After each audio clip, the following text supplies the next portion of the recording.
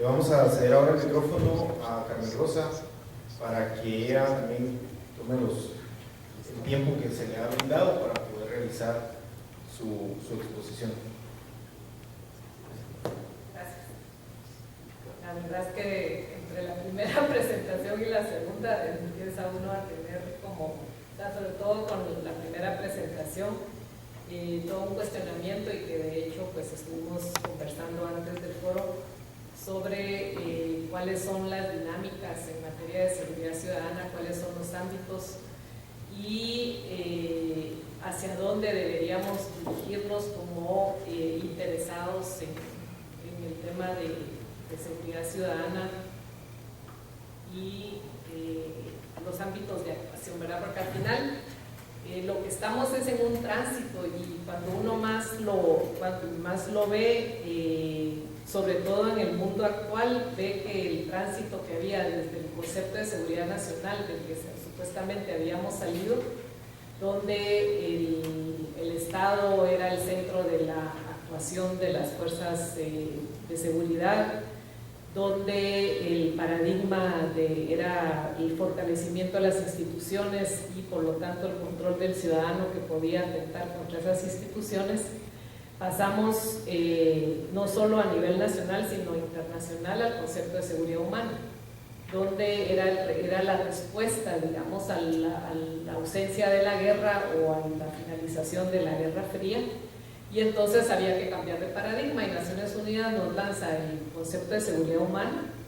Nosotros aquí lo acuñamos como seguridad a nivel de la región, seguridad democrática, y incluso esto se refleja en los acuerdos de paz. Pero cuando uno ve la tensión que existe, y no solo a nivel nacional sino a nivel internacional, entre estos conceptos de querer, quienes detentan el poder, querer manejar el uso de la fuerza en beneficio del control de la ciudadanía, frente a las demandas conceptuales de seguridad humana. Porque ¿cuál es el concepto de seguridad humana? Nos lleva a dos ámbitos fundamentales, que es lo que Naciones Unidas plantea, que es primero centrarse en la persona y no en las instituciones ni en el Estado. Y al centrarse en la persona es estar libre de las necesidades y libre del miedo. Y entonces nos lleva a ámbitos mucho más complejos, porque siempre se ha hablado de que al final estos conceptos nos van llevando a una tensión entre lo que puede ser desarrollo y lo que puede ser seguridad,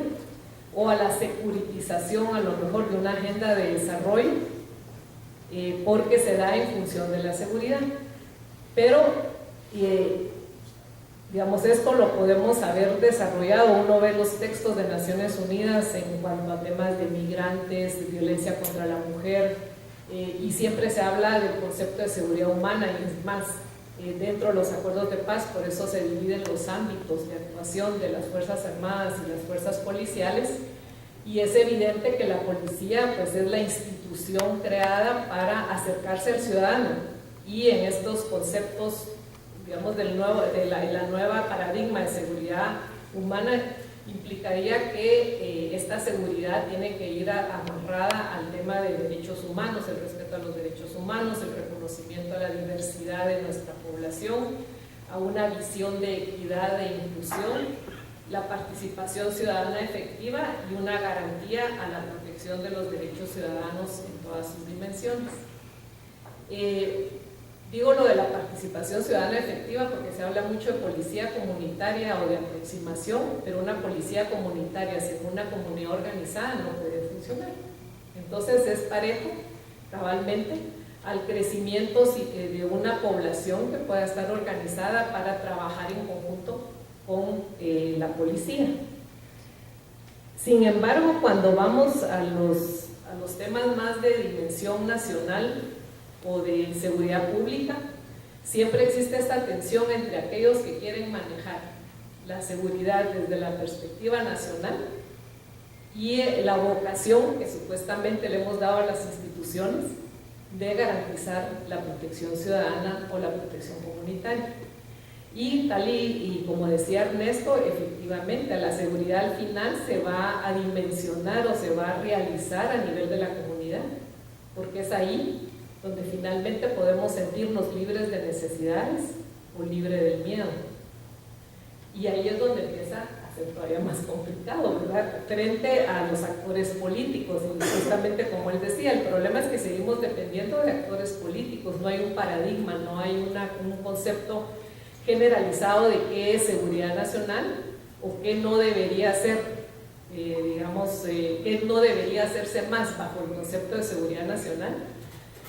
porque al final es la tentación de aquellos que tienen el poder o que manejan el gobierno, ¿verdad? Si yo quiero controlar, yo quiero tener unas fuerzas que respondan a la seguridad de mi institucionalidad, a la seguridad de mi gobierno, y no da seguimiento a lo que supuestamente es el paradigma sobre el cual estamos generando institucionalidad en materia policial o en materia militar. Y entonces estamos sujetos justamente a esos cambios como tenemos aquí en Guatemala, y hemos visto ahora con la presentación de Ernesto en México, los cambios que una persona puede dar, un político puede dar a un trabajo o a una conceptualización en materia de seguridad ciudadana, incluso en un marco normativo como es en el caso de Guatemala, pues la ley marco de seguridad, la ley marco, ¿cuál es el nombre completo? El sistema, sí. Entonces, para el Sistema Nacional de Seguridad. ¿Y de qué nos sirve, verdad? Porque justamente hablábamos hace un momento de que se crea el Consejo Nacional de Seguridad. ¿Con qué intención? Desde la firma, desde la Asamblea de la Sociedad Civil y luego desde el Consejo Asesor de Seguridad. Desde la ciudadanía fuimos poniendo los parámetros, digamos, que pensábamos que tenía que tener una coordinación interinstitucional. ¿Para qué? Para respetar ámbitos de actuación, para evitar abusos hacia la población, para tener un balance entre la fuerza policial y la fuerza militar, porque para empezar, quienes siempre se han opuesto, digamos, a una policía fuerte ha sido precisamente quienes tienen el otro uso de la fuerza.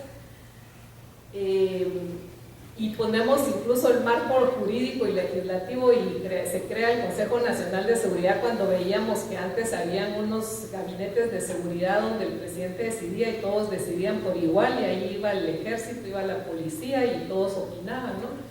Entonces dijimos, no, mejor hay que ponerle orden a esta cuestión, generemos los ámbitos de actuación, generemos un Consejo Nacional de Seguridad donde haya una coordinación, donde haya una inspectoría que se supone que debería responder frente a los abusos de cualquiera de las o algunos de los problemas que pudiera presentar alguna de las instituciones, y generamos un marco donde la defensa está a cargo del Ministerio de Relaciones Exteriores y el Ejército, y una seguridad interna donde la policía es la responsable de garantizar la seguridad del ciudadano. Mas, sin embargo, vemos que esto puede tergiversarse en cualquier momento por la actuación de una persona que puede llegar a un ministerio y que puede tirar por tierra pues, el trabajo que se ha construido durante varios años. Digo en términos generales, porque al final la construcción de un cuerpo policial durante 20 años tiene sus réditos y tiene su consistencia, es decir, tenemos 40,000 personas en este momento que están haciendo tareas de seguridad ciudadana, donde ha habido una inversión en cuanto a formación, nuevos paradigmas que se mantienen, pero sin embargo, ¿cómo? Y aquí está la pregunta que nos lanzaba también Ernesto, ¿verdad? ¿Cómo se puede hacer para que no haya estos actores políticos que puedan tergiversar un marco normativo, que puedan simplemente decidir que una institución tiene que hacer otro papel y no el que está haciendo? O espero nunca llegar a la posibilidad de creación de una Guardia Nacional, ¿verdad? Porque al final uno no se explica cómo estos marcos pueden ser simplemente tergiversados o pueden ser conceptualizados de otra forma por una autoridad. Lo vemos a nivel presupuestario, cómo se le ha ido disminuyendo el presupuesto a la policía, incrementando el presupuesto del Ministerio de la Defensa. Sabemos que hay razones, ¿verdad? Hay razones, la principal es que el presupuesto del Ministerio de la Defensa es un presupuesto opaco, no tenemos información. Se puede repartir perfectamente en bonos, como vimos que se estaba haciendo y que ahora se seguirá haciendo, solo que no lo sabemos.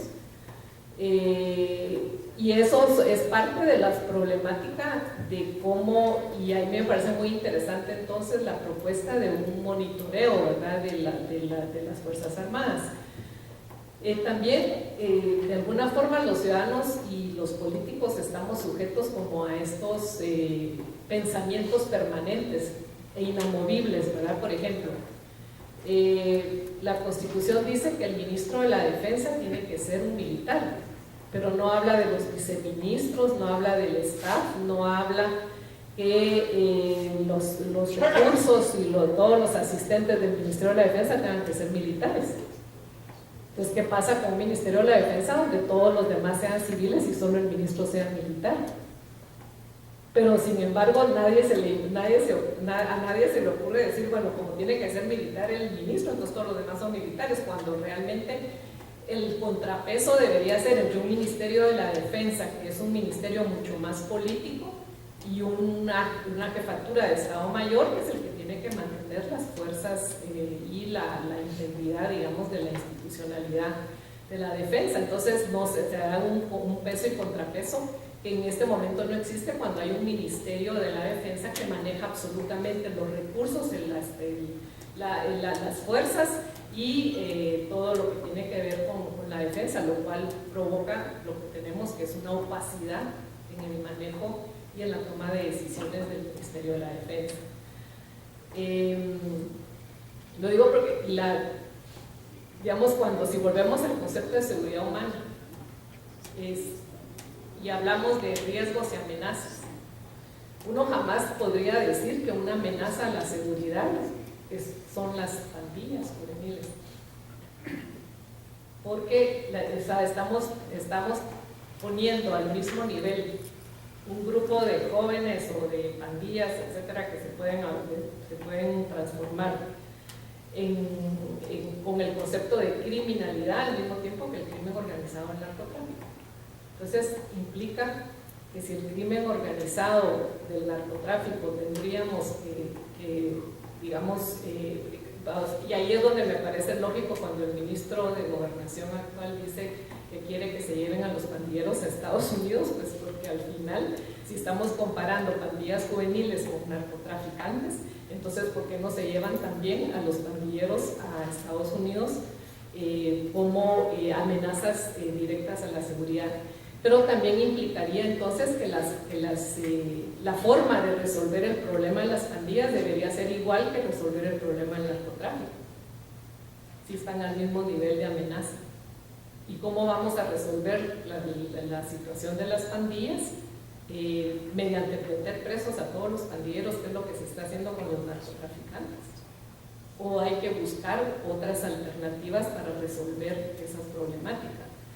Y entonces, cuando hablamos de seguridad humana, eso efectivamente nos complejiza, porque nos lleva a las dimensiones de las personas y los problemas de las personas. Y cómo se pueden resolver esos problemas de seguridad en el ámbito comunitario. Evidentemente, cuando volvemos al tema de las pandillas juveniles o de las maras, hay problemas en la base,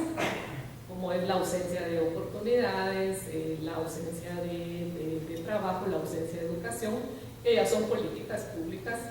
de una lógica que, si fuera realmente seguridad humana, de estar libre de las necesidades, libre del miedo, debería hacerse no solo una inversión mucho mayor en materia educativa y de trabajo, sino también en materia de seguridad comunitaria y de darle garantías a las personas. El Instituto Latinoamericano de Naciones Unidas para Prevención del Delito plantea como incremento para la inseguridad en un país jóvenes fuera del sistema escolar, los niveles de inequidad, los niveles de ausencia de oportunidades a nivel comunitario, la capacidad de consumir o no consumir. Todas son, o sea, todas estas, cuando no existen, hay mayor incidencia de delincuencia en una comunidad. y vemos que en ninguna de ellas habla de incrementar el ejército o incrementar la policía, habla de incrementar políticas públicas de inversión en los jóvenes. Entonces, finalmente, volviendo al paradigma de la seguridad humana, por un lado vemos que, claro, es mucho más complejo para un país actual con esa visión integral e intersectorial, ¿verdad? Como se planteaba, no en estancos separados, sino con un solo objetivo. Si el objetivo es garantizar estar libre del miedo y las necesidades, entonces supuestamente los presupuestos deberían ir invertidos en esa lógica. Sin embargo, ahí es donde siempre encontramos esa tensión que existe entre lo que es el concepto de una seguridad que casi siempre se interpreta como nacional. Y les voy a poner el tema ya para ir finalizando, me imagino, no sé cuánto me queda, pero el tema, por ejemplo, de la migración. O sea, los migrantes salen por motivos de inseguridad, de inseguridad en términos de necesidades y en términos de inseguridades personales, porque al final es una complejidad de causas, no solo una, son varias, ¿verdad? Pero resulta que el migrante sale por esas causas, sin embargo, cuando atraviesa el país donde está, que tiene que atravesar para llegar a su destino, ya se convierte en un elemento de inseguridad para las comunidades por las cuales atraviesa. Y luego se convierte en un elemento de amenaza, si no miren a Trump mandando el ejército en la frontera. Entonces, ¿cómo las circunstancias de inseguridades pueden ser tan diferentes en el origen o en la finalización de un movimiento como puede ser la migración? Porque al final salen por sentirse inseguros y terminan siendo motivo de inseguridad y por lo tanto de violaciones a sus derechos, de amenazas, de discriminación y de ausencia, si quisiéramos hablar de seguridad humana, de ausencia de su garantía como persona en otra comunidad o en otra sociedad. Entonces, para mí sí termina siendo una gran interrogante, ¿verdad? ¿Cómo armonizar? Porque al final el migrante es una amenaza para aquellos que conciben la seguridad nacional en una frontera y conciben que el que viene de fuera es una amenaza para el que está dentro. ¿Cómo poder transitar y cómo poder armonizar estos dos conceptos en materia de seguridad ciudadana o seguridad humana, donde siempre hay tensiones y siempre hay actuaciones desde el marco normativo o desde quienes detentan la posibilidad de tomar decisiones que van siempre orientados a la coacción, a la coerción y al uso de la fuerza para garantizar las seguridades de aquellos que están tomando las decisiones en contra de lo que es el paradigma que suponemos tenemos y que yo creo que cada vez es más complicado mantenerlo en las circunstancias y coyunturas actuales, de tener una seguridad basada en las personas y en cómo las personas deben tener dignidad y deben tener posibilidad de realizarse como personas en un marco que sea de protección y no de amenaza.